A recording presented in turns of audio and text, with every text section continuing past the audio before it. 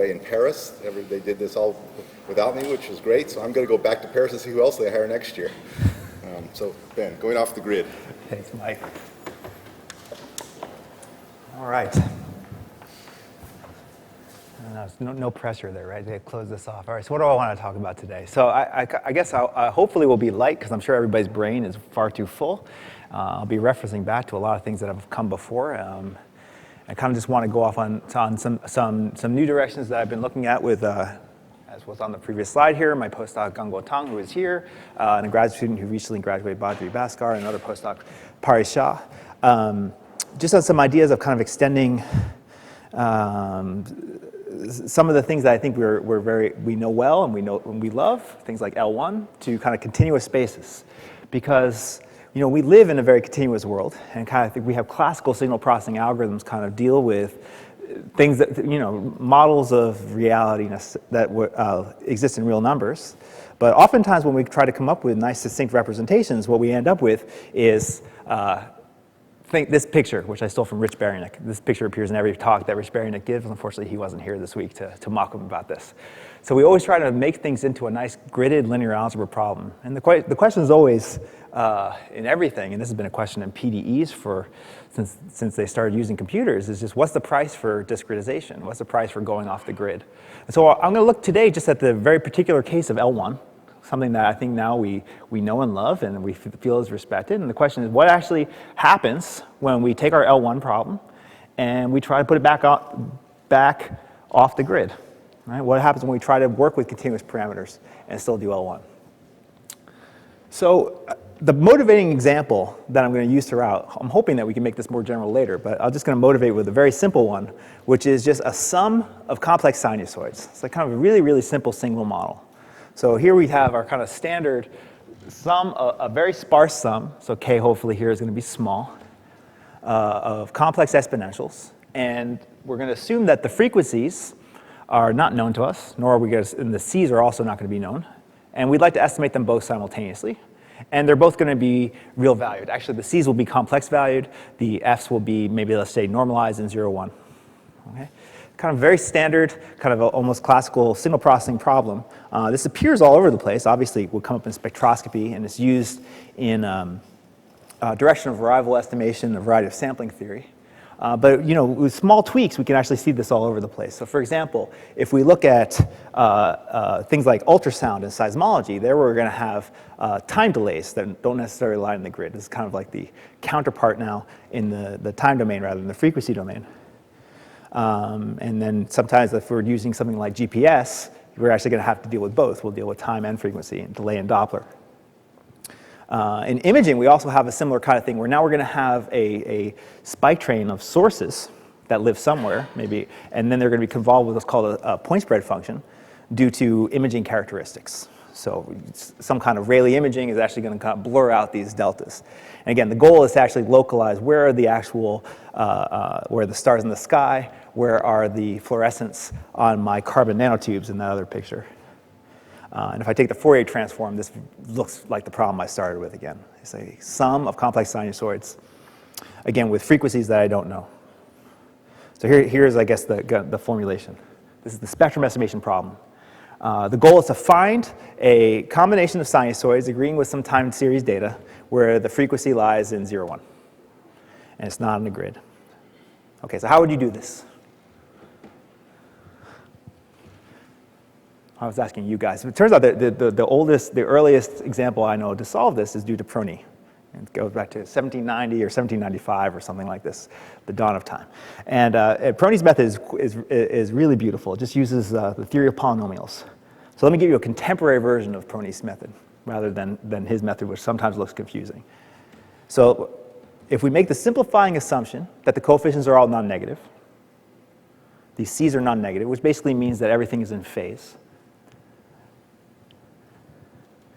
then we can write the following sum, which is the coefficient c times this complex sinusoid. I'm just going to stack up the time samples of one of the sinusoids, and I'm going to multiply by the adjoint. Okay? So each of those terms is a positive definite matrix. That sum, if the coefficients are positive, is also a positive definite matrix. That's very convenient. And also, it has a very nice structure, which you can work out for yourself. It's toplets. Basically, because of the properties of that complex exponential, you're going to have constant off diagonals in that matrix. And obviously a constant on the diagonal. This is a topeless matrix. And Prony's technique basically says that if you take anything in the null space of this matrix, so obviously I only had 3 here because I was abbreviating. You imagine that you have much more time samples, so this is like an n by n matrix where n is bigger than, let's say, twice k, which would be that's actually what you need. If you need n to be twice k, then as long as this is, you take a vector in the null space, that vector, you can think about it as being a polynomial, the coefficients of a polynomial. And that polynomial is going to vanish exactly at these UKs. So it's very interesting. So it's kind of this way about it doing polynomial interpolation gives you kind of a nice solution. And this is kind of the basis of most modern signal processing techniques, or the ones that are commonly taught in early DSP classes. So there are a bunch of music and Esprit and CADZO, and there are a bunch of these other related terms. Okay, so that's kind of the classic way to do it. It doesn't necessarily look like compressed sensing, but unfortunately Emmanuel had to leave, but Emmanuel could say that for the first year or 2 that he gave compressed sensing talks, people would just tell him, don't you know Prony's method? You know, the interesting thing about Prony's method is, as I said, what we know in compressed sensing, right? If you have you have a sparse vector that's S sparse, you need S log n or something, right? You'll see that come up again. S log n measurements to recover the sparse vector. Here you need 2S. So what is it hiding here? Well, it turns out that this is not very robust. As you might imagine, the null space changes a lot if there's any noise in these coefficients. And it's actually a very, very non-robust method. There have been lots of work. Almost all of the work in array processing goes to making this robust. So here's our contemporary viewpoint. Here's the compressed sensing viewpoint. We're going to write X as F times C, okay, where C is some sparse set of coefficients. We already knew that. And F is, let's say, the Fourier transform, or some partial set of rows of the Fourier transform. Okay, so this now we introduce a grid, which is this capital N. But other than that, this is kind of, and that's why you have to make a squiggle that is approximate. So we have some kind of gridding precision, and then we have this, and then what will we do?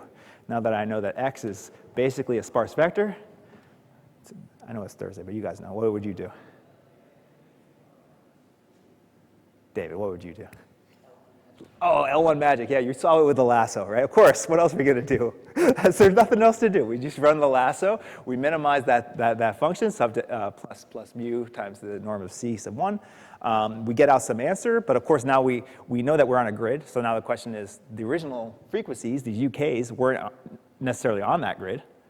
So we really don't have any guarantees about what we're going to get out. So you have these 2 conflicting kind of approaches. You have this classic approach based on polynomial interpolation, more commonly based on the SVD, which is grid-free. You have this other approach, which is kind of, we have all this great theory for now. It's robust. We have great algorithms. We have a lot of great theory. But there are downsides, obviously, to both of these methods. The first one is the SVD methods.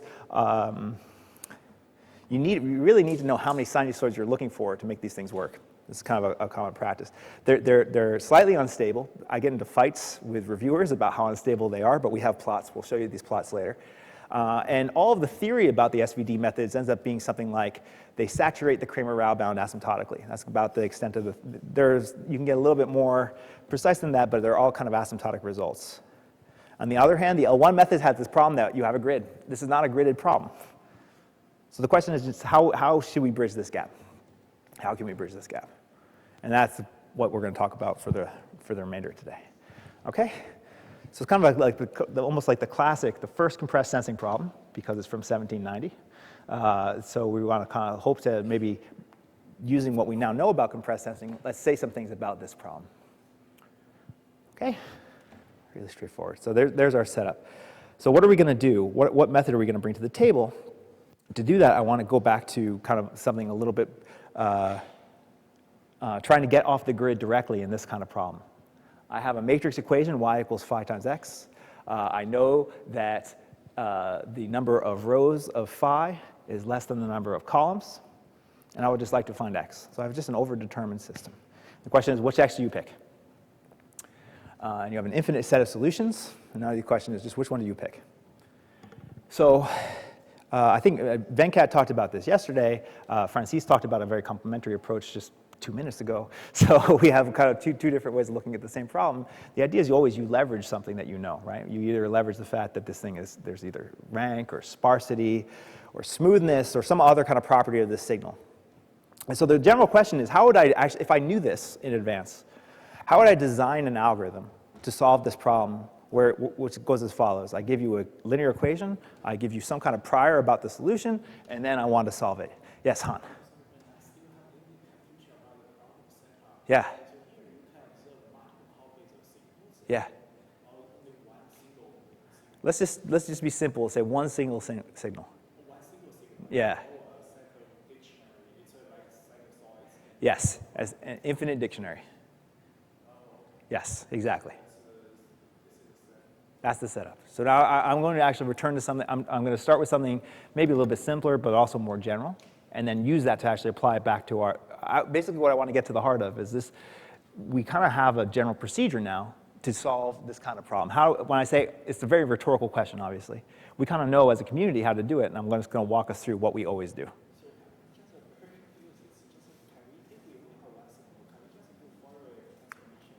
No.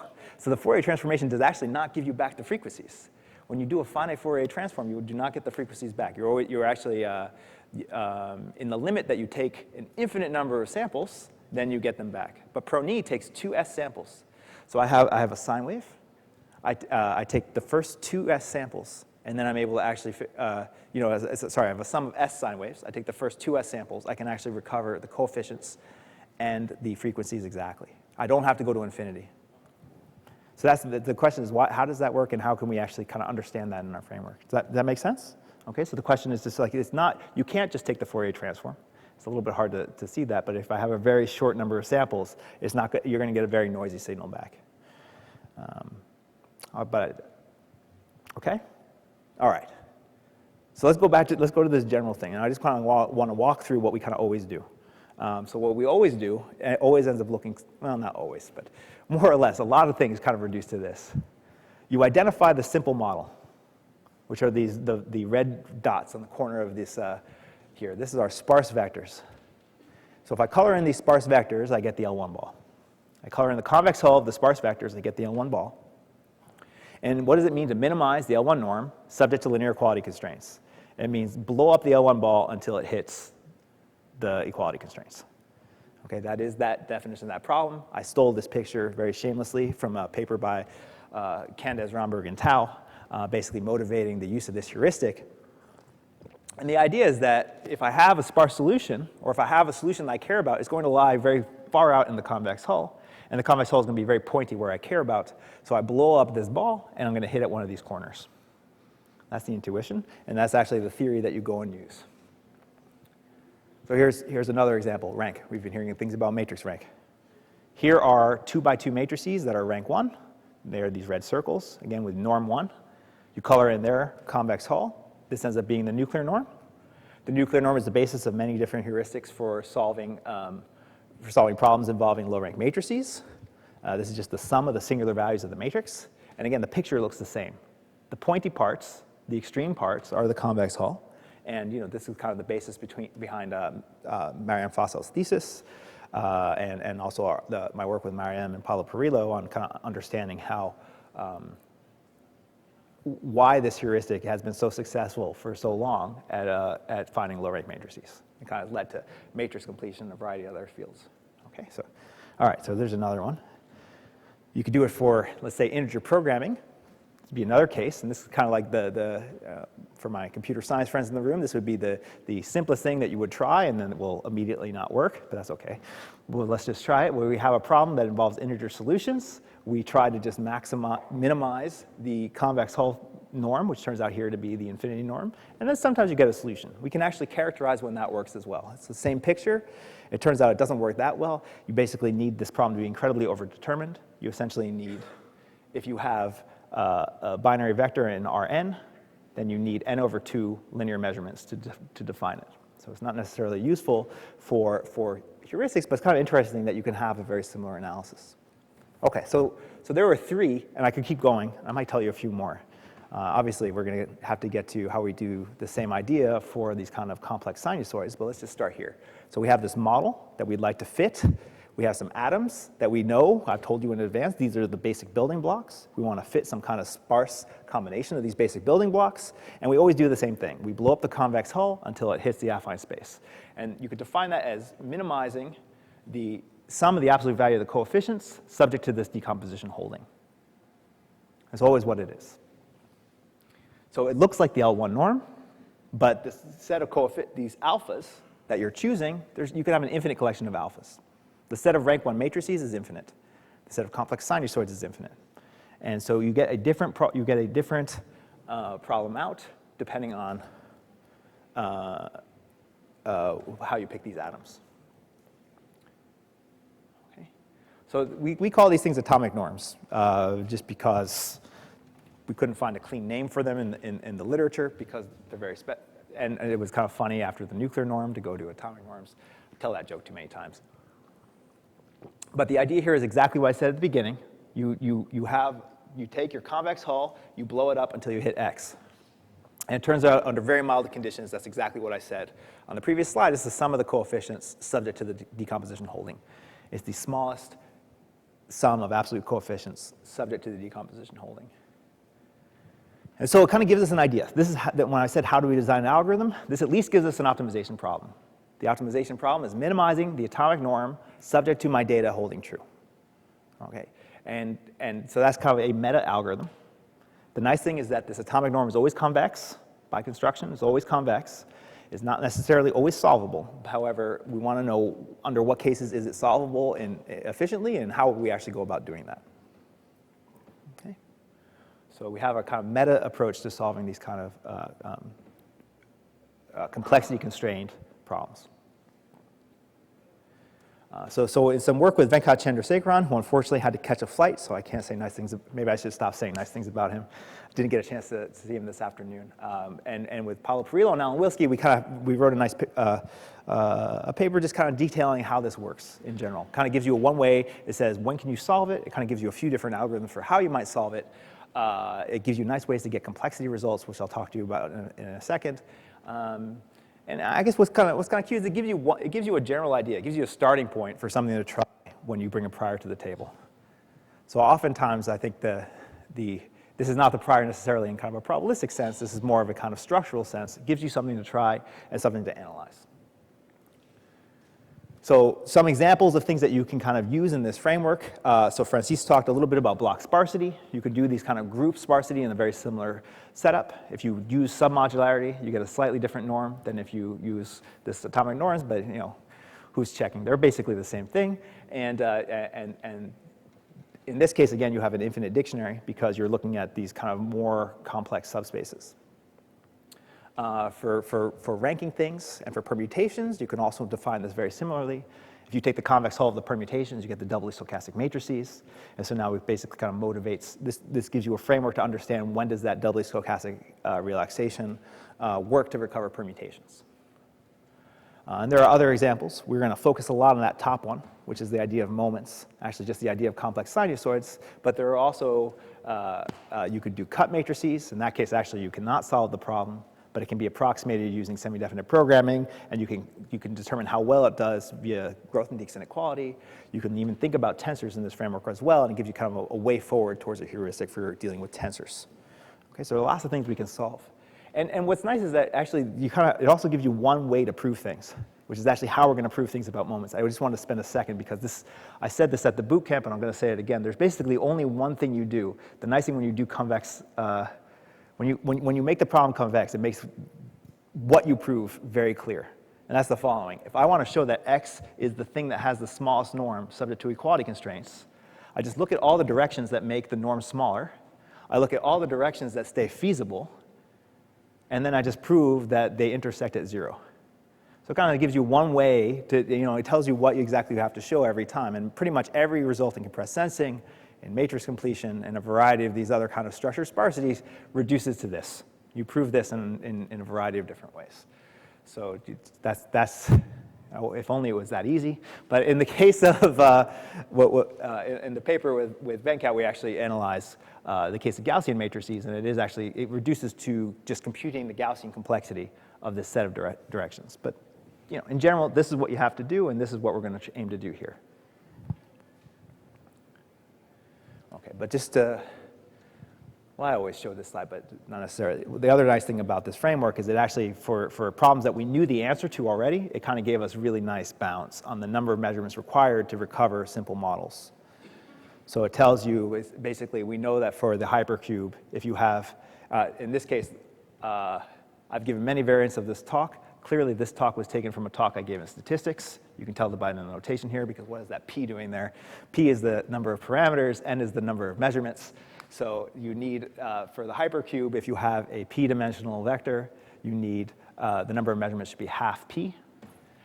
For sparse vectors, you need 2s log p over s, and this is actually giving you a non-asymptotic proof of a result known by Donahoe and Tanner.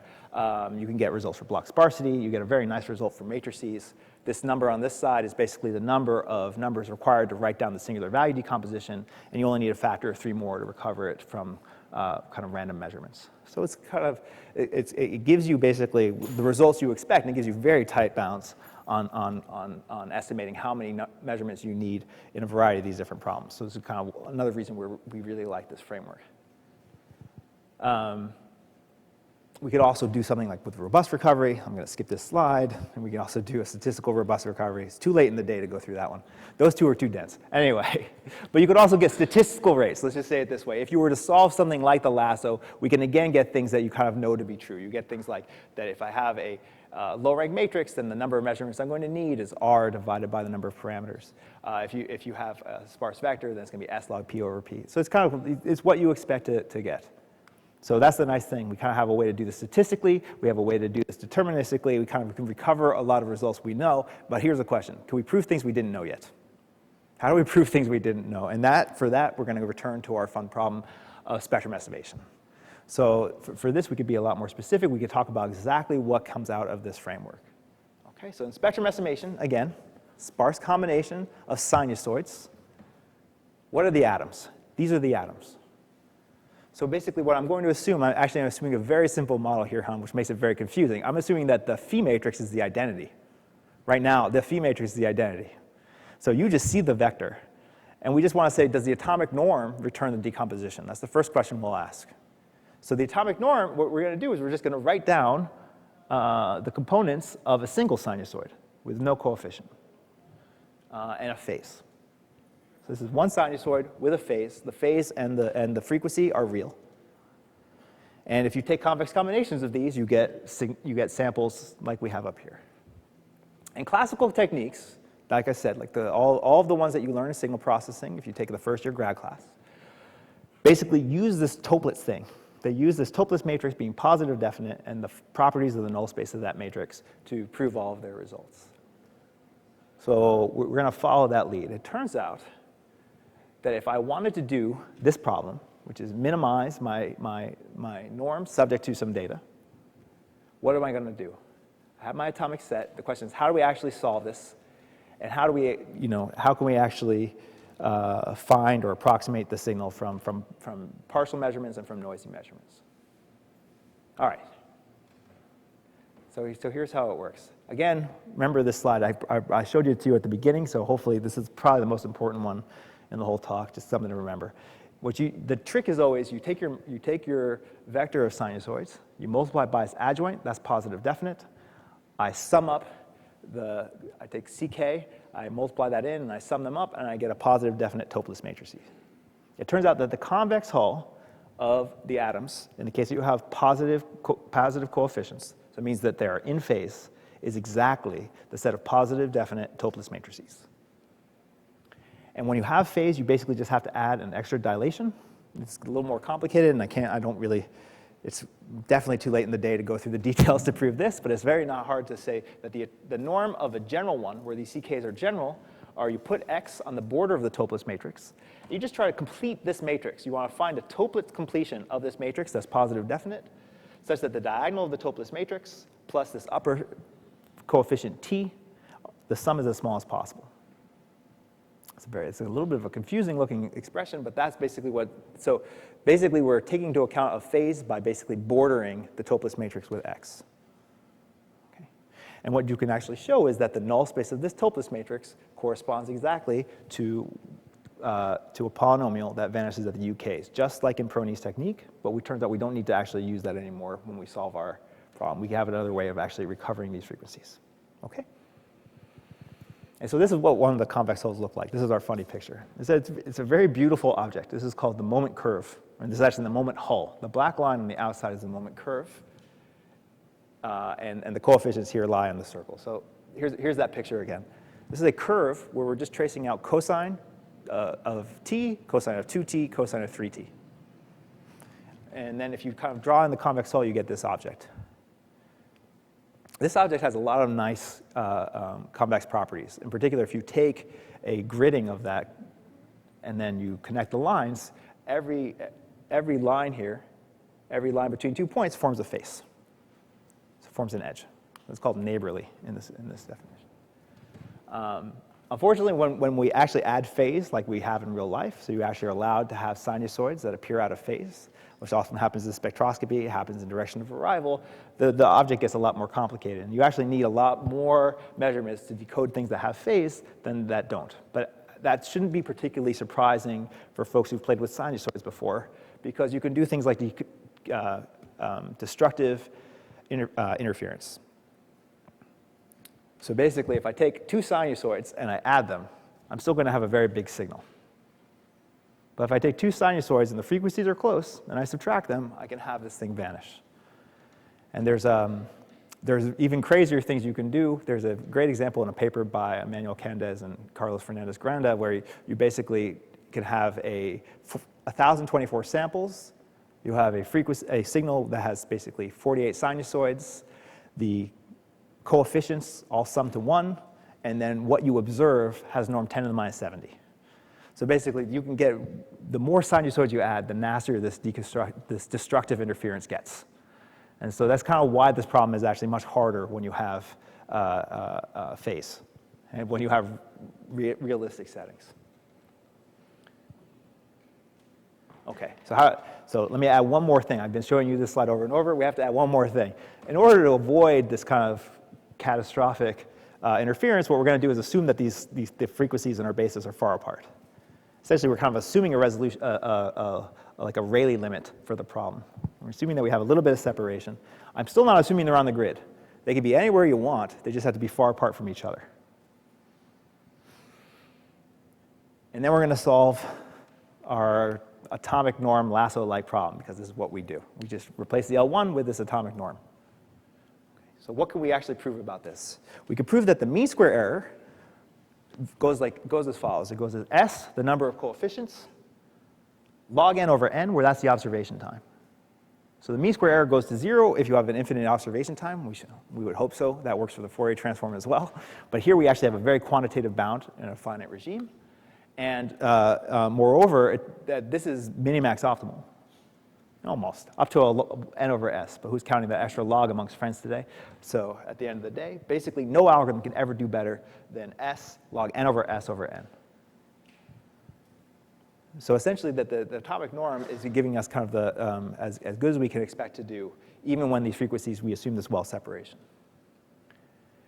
And certainly no algorithm can ever do better than sigma squared s over n, even if I told you where all the frequencies were, right? Because in that case, it's just linear regression, and this is just to come up with the coefficients. You couldn't do better than that. So it's actually, so it does surprisingly well. It does very well, and now we're just kind of going to have to fight over the constant. We could either fight over the constant, or we get these reviews, we get reviews back that say that, but music saturates the Kramer-Rao bound, so we have to actually now look at mean square error. It's not enough to just say, but Kramer-Rao bound assumes that the estimator is unbiased. You can't do that in signal processing. My statistics friends. So what we did was we actually compared to some classical algorithms. And in terms of mean square error, this actually does surprisingly well. You solve this problem. You solve the semi-definite programming problem. And in terms of just the mean square error of the reconstructed signal, this is kind of like a denoising problem. We do quite well. We are kind of looks like our lines are below the lines of the competitive algorithms, which is always where you want to be. The thing that I find very interesting is for this particular problem of just recovering the signal, not necessarily recovering the frequencies, the lasso is also quite good. So this is a lasso where we just do this gridding thing. We actually stay on the grid. And so for the purpose of prediction, the lasso is perfectly good. But if you actually care about the frequencies, you might be out of luck. So we have to talk about the thing maybe that we care about, which is finding these frequencies. OK, so this slide is messy. Unfortunately, I wish I had a better way. Gangbo is going to help me make this slide better, because I hate describing what's in here. But this is for the people who care. We really care about localizing the frequencies, not just recovering the signal. And so we have a picture here of basically a kind of a frequency plot that you might see in a paper where you're looking at music, where you're sweeping through all the frequencies. The green ones are the true frequency, and then we have a couple different regions that we might look at. We might say, how many frequencies do you find that lie far away when I do spectroscopy? How many spurious signals am I going to do from spectroscopy? And we could prove that that goes to 0 using in this model. And yeah, we borrowed actually, we should blame Carlos for, we borrowed these definitions and kind of this kind of characterization of frequency localization from Carlos. So this is something that he can look. We could also say basically how well do we approximate the mass when we're near the true frequency, and that also goes to 0. We could also say how well do we actually see that the coefficients roll off when we wait as their distance to the true frequency, and that also goes to 0. So we have 3 characterizations of how well we're localization. All of them are going to 0. And all of them are going to 0 at what we think is an almost optimal rate. The lasso, if you actually lie on a grid, would basically get the same results, except there would be no k here. So that's the one thing that we haven't figured out how to clean up, but hopefully we can get rid of that bound too. And again, I could bore you, but let's not do too much. Yeah, this is also better than, this is actually the thing that I think is striking. We get better localization than the existing methods. And I think that's the part where I'm excited that it works, but I'm not surprised, because this is where the root finding that kind of comes into these classical methods really can go awry. The polynomial interpolation is very sensitive to noise, and our method doesn't actually use that polynomial interpolation. Depending on how you want to look at this. These are the SNR plots. Okay, sorry, these are performance profiles. So here's our SNR plots. Again, we lie below this. So we're able to localize the frequencies under the presence of noise. And we're able to reconstruct the signal. We're able to denoise. And so now I want to talk about that last thing, which is now what would be our linear operator that we might be interested in applying.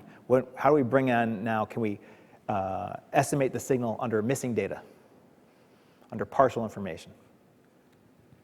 And so this would be where we get to the notion of compressed sensing. So we have a very particular notion of compressed sensing.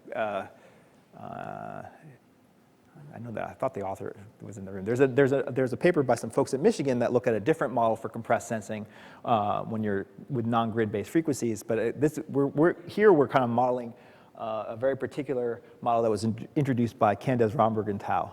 So it's the following. It's basically saying that I could take time samples and then ignore a bunch of them.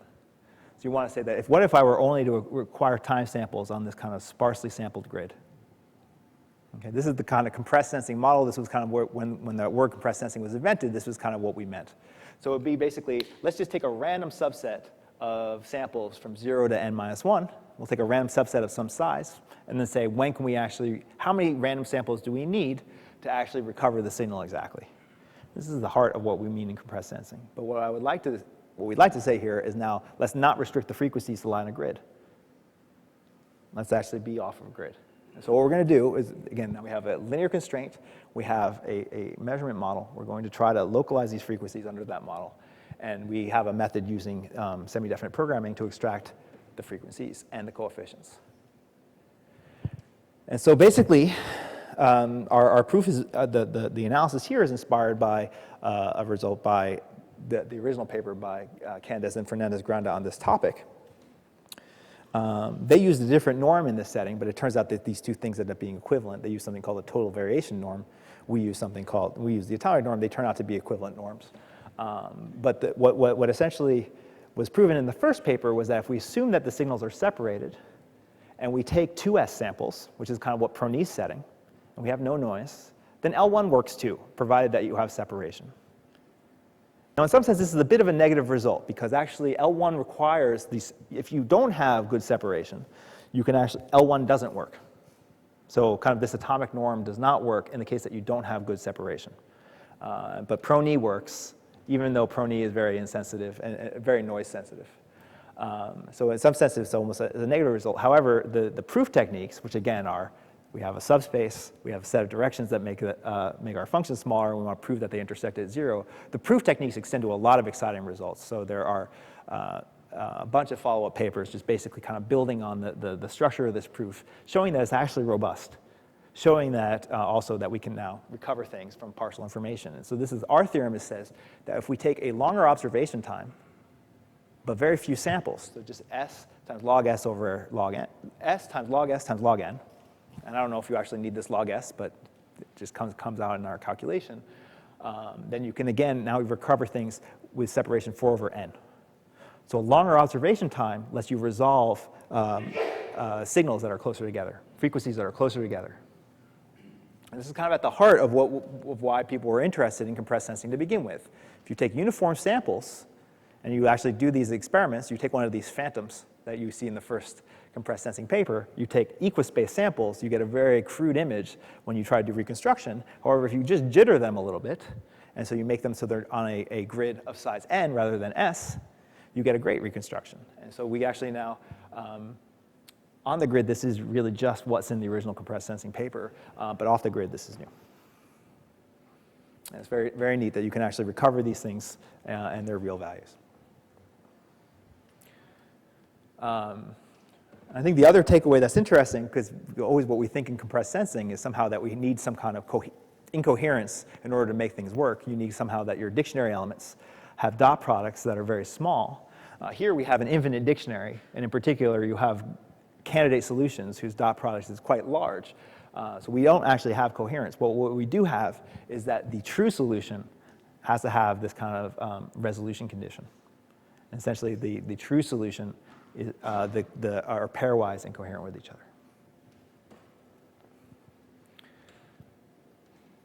So where are we going with this? Well, there are lots of other things that we might want to look at beyond just this kind of compressed sensing problem. In particular, in imaging, oftentimes you really just have a discrete measurement of a point spread function applied to some data. So we're hoping that we might be able to extend these techniques to that method. And I think we're kind of looking a little bit broader to where else we can go. I think there are lots of different directions that we can go in terms of looking at different moment problems, perhaps problems in differential equations, perhaps problems in feature selection, where we can actually really use these kind of atomic norm techniques to understand how to interface continuous models with some of our algorithms which have been up to date, restricted to being on a grid. All right, so that's what I got for today. Thanks everybody for sticking it out to the end, and let's all have a drink.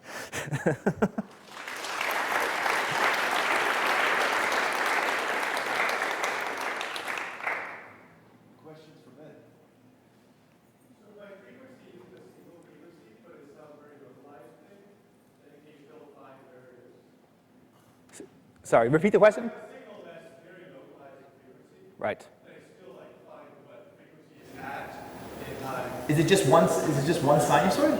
No, not one sinusoid, but a bunch of sinusoids that are really next. That are really on top of each other? Not with this model, because again, that's where you can have these kind of destructive interference. That's actually the worst case, is when you have two guys that are right on top of each other, and that's where they're going to cancel each other out. Would you like look at a random time position?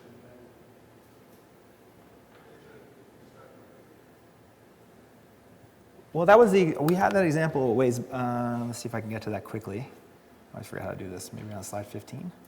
Too far. I usually know where these things are.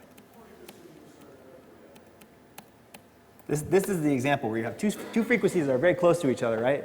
And then everywhere in the observation time, that signal is small. Everywhere that you might observe it. Let's say we have a limited space of observation time, right? That signal is small. But like if your observation time is at a random point in time. That's what I'm saying. Take any random point in time from 0 to 30. Right, I'm saying a negative. Well, yeah, okay, fine. If we're allowed to, but I think the point is that you're only allowed to sample on a short observation window.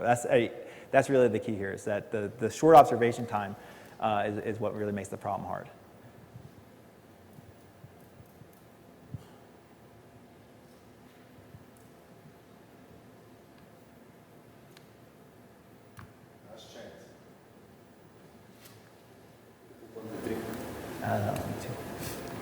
Okay, so let's thank Ben.